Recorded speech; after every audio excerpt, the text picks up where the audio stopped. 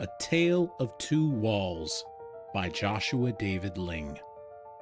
A tale of two tales I would tell you, of two walls grand in scale, one made of stones crushed into shape, the other of wood and mixed shale.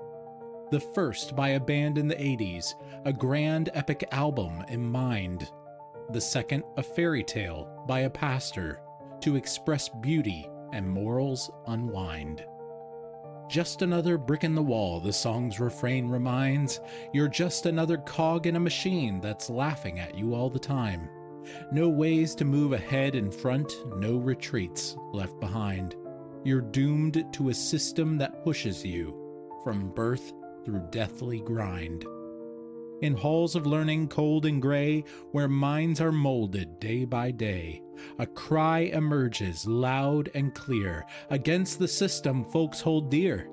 Pink Floyd's anthem rings through history, a battle cry for you and me against the bricks that bind us tight and steal our soul's creative light.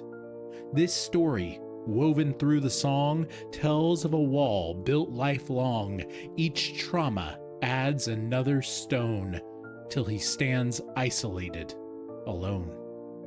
The chorus echoes discontent with rules and norms were meant to be bent. Conformity, a heavy price for minds that yearn to think twice. Teachers wielding unjust power, their authority we mistrust. Leave them kids alone, they plead, for freedom is what they claim to need. This song, a mirror of our plight, reveals the struggle, wrong or right, to break the mold, to stand apart, to listen to our beating heart.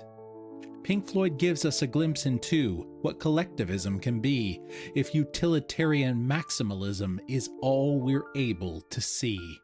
This tale my father often told me by listening on plastic discs, but The Wall was one of his least favorites. In Pink Floyd's albums, a subtle miss.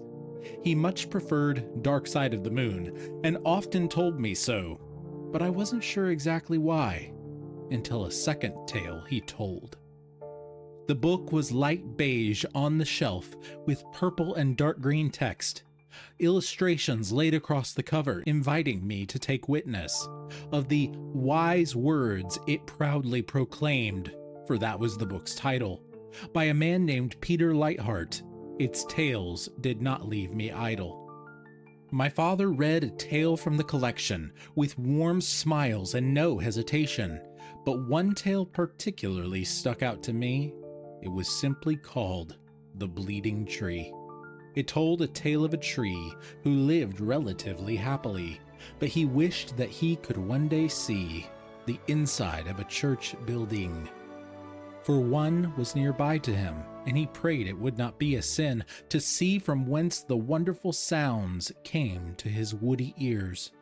Well, his wish eventually came true. The church fell down in a storm, and due was its renovation all around, and for material he was chopped with tears. Yet when our little tree awoke, after a gloriously painful death, he realized he'd been made into an amazing wall in a cathedral set, and he could see all the glory he had only glimpsed before, and he reverberated with the sounds of the saints forevermore. How can both these pictures ring true? A wooden wall with a wonderful view, and a terrible wall of conformist might, stomping all within its sight. Because the two walls represent two different destinies at present, one above, the other below. So take close notice and you'll know. The kingdom of heaven does not seek to stomp you into a mold ununique, but instead show your glories true and reveal your new name to you. While the wall in Pink Floyd's song cares only about itself all along, the only name given to you will be your coordinates in the wall's grid view. This is particularly interesting when the church sometimes acts in the opposite trend of what it is called to be in this fight of wall against wall, of dark against light.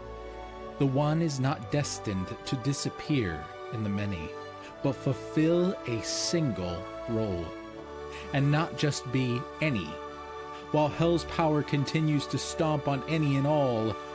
So don't just be another brick in the wall.